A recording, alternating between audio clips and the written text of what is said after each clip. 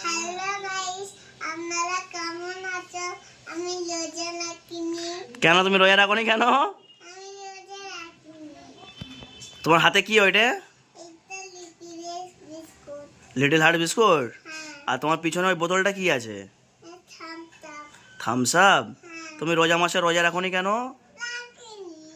কেন? আমার ইচ্ছা, তোমার ইচ্ছা। আমার ইচ্ছা তোমার ইচ্ছা, ওটা আবার কিরাম কথা?